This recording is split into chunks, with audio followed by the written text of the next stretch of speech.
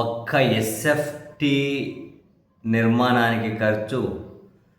12,779. Builder బాబు కొత్త rate అని పత్రికలో ఒక పెద్ద హెడ్డింగ్ చూసిన తర్వాత నిజంగానే ఇనిషియల్ స్టేజ్లోనే ఇంత ఒక ఎస్ఎఫ్టీకి రూ. 12,779.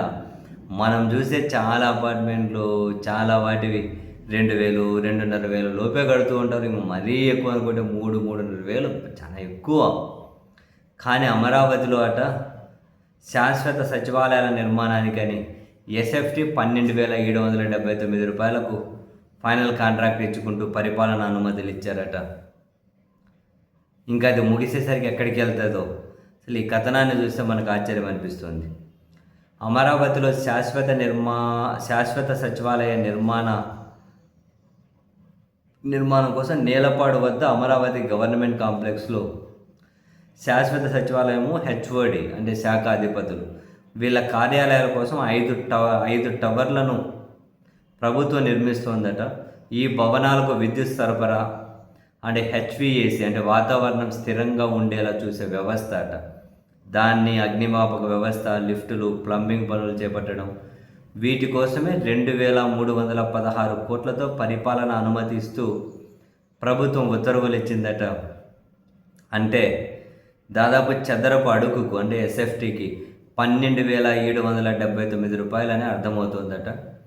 బెంగుళూరు, చెన్నై, హైదరాబాద్ వంటి మహానగరాల్లో 5 స్టార్ సదుపాయాలు, ఇటాలియన్ మార్బుల్స్తో నిర్మాణ వ్యయం చదరపు అడుగుకు 4,000కు మించడం లేదని ఇంజనీరింగ్ నిపుణులు గుర్తు చేస్తున్నారట. అంటే ఇటాలియన్ మార్బుల్స్ 5 స్టార్ సదుపాయాలు లాంటివి పెట్టినా అన్ని ఏర్పాటు చేసిన చదరపు అడుగుకు 4,000కు మించదట. అరే బాబు, మనం చూసే గేటెడ్ కమ్యూనిటీలు అవి ఇవి అని ఎక్కడైనా కనుక స్టాండర్డ్లోన్ అపార్ట్మెంట్లు ఇవి చూస్తూ ఉంటాం కదా, దానికని 2,500 మించదు, కొంచెం అటు ఇటు అంతకు మించి. కానీ ఇప్పుడు చూడండి, ఇటాలియన్ మార్బుల్స్ 5 స్టార్ సదుపాయాలు పెట్టినా ఎస్ఎఫ్టీకి 4,000కు మించదట. మీరు ఎవరైనా కనుక వీటి మీద ఐడియా ఉంటే మీరు కానీ ఒకసారి క్రాస్ చెక్ చేసుకోవాలి. ఎస్ఎఫ్టీకి రూ. 12,779 అంటే అసలు ఏంటి ఇవంతా? మళ్ళీ ఇందులో భూమి అక్కడ ప్రభుత్వానికి భూమి ఉచితమే కదా, జనరల్గా భూమి ఉచితమే కదా. ఉచితంగా భూమి ఉన్నా కానీ కట్టడానికి ఇంత అవుతుంది, అది పెరిగి ఎక్కడికి అవుతుందో. ఇక్కడ ఇంకో కీలక పాయింట్ ఏందనుకున్నారు, ఇంతకు ముందు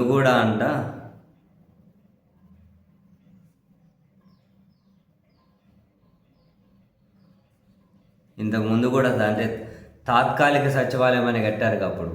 ఆ తాత్కాలిక సచివాలయ పనులను షాపూర్జీ, పల్లోంజీ, ఎల్ఎన్టీలకు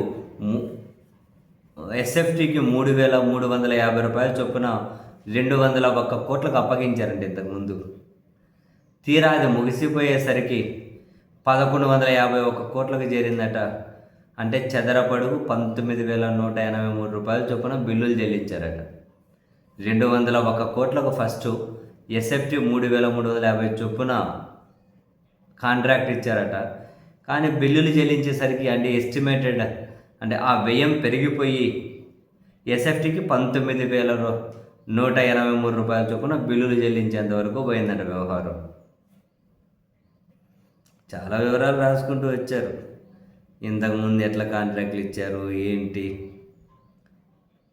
మరి ఇంతగానో ఉంటుందంటారా? ఏమైనా అంటే ఏమంటారు, మీ సొమ్మ అమరావతి విదేశీ బ్యాంకుల నుంచి అప్పు తెస్తున్నాం, భూములు అమ్మి కడతాం. అసలు విదేశీ బ్యాంకుల నుంచి అప్పు తెచ్చేది ఎవరు? ప్రభుత్వం పేరు మీదే కదా, నడుపుతున్నది ప్రభుత్వాన్నే కదా. ఇదేమైనా ప్రైవేట్ రియల్ ఎస్టేట్ కంపెనీనా? ఒక ప్రైవేట్ రియల్ ఎస్టేట్ కంపెనీ అడ్డదిడ్డంగా వ్యవహరిస్తేనే దాన్ని కంట్రోల్ చేస్తారు వ్యవస్థలు, ప్రభుత్వమే ఇంతగానం అది విచ్చలవిడిగా అప్పులు.